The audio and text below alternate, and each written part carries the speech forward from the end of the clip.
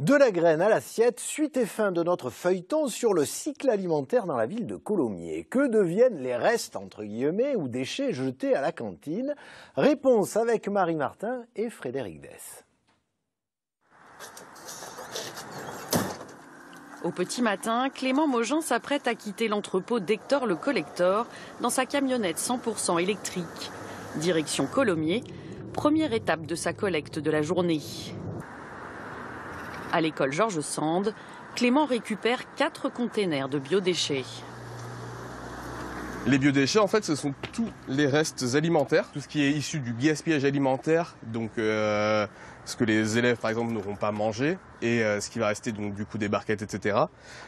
Tout ce qui va être épluchure de légumes, tout ce qui est os, tout ce qui est arêtes, tout ce qui est coquilles, que ce soit huîtres, moules, etc. Et du coup, le déchet ultime, c'est vraiment celui qu'on ne peut pas réutiliser. Chaque poubelle récupérée est pesée.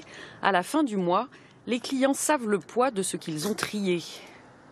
Nous, on fait des comparaisons. Donc, on va dire que ça représente tant de kilowattheures économisés, tant de machines à laver qui n'ont pas tourné. Enfin, plein de comparatifs en fait qui permettent aux gens d'estimer en fait ce qu'ils peuvent éviter de consommer du coup avec des poubelles de biodéchets.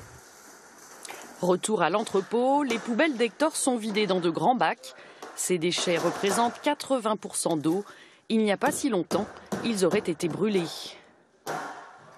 Hector le Collector, c'est une entreprise qu'on a créée en juin 2020 avec une volonté très forte de proposer des solutions pour que les déchets alimentaires ne finissent plus incinérés, mais puissent aller dans les bonnes filières de valorisation pour qu'on puisse en tirer le meilleur. Au début, on a commencé en travaillant dans des entreprises. On a aussi très vite travaillé avec les professionnels de la restauration, de l'hôtellerie et également des traiteurs. On fait aujourd'hui de plus en plus d'événements.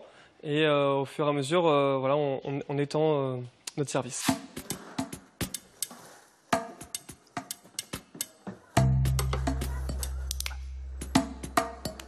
Deux fois par semaine, ces bacs arrivent à 50 km de Colomiers dans le Lauragais. Ici, l'entreprise Clairvert valorise 12 000 tonnes de biodéchets par an. Ces biodéchets-là, on va les faire passer dans une déconditionneuse, c'est-à-dire on va trier les emballages du biodéchet. Et ce biodéchet-là, puisqu'aujourd'hui nous on a un cahier des charges très large, on peut prendre le conditionné, mais aussi la viande, le poisson, les œufs, on va les faire passer dans un circuit qu'on appelle un hygiéniseur.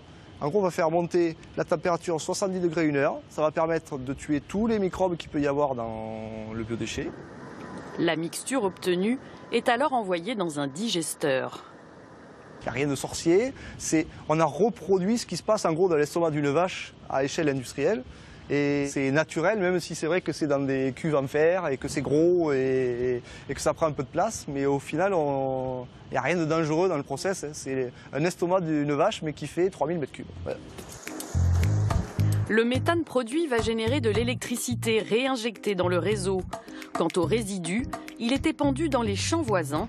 300 tonnes d'azote chimique économisées pour l'équivalent de 4000 tonnes de blé, que l'on retrouvera, qui sait, dans le pain des cantines de Colomiers.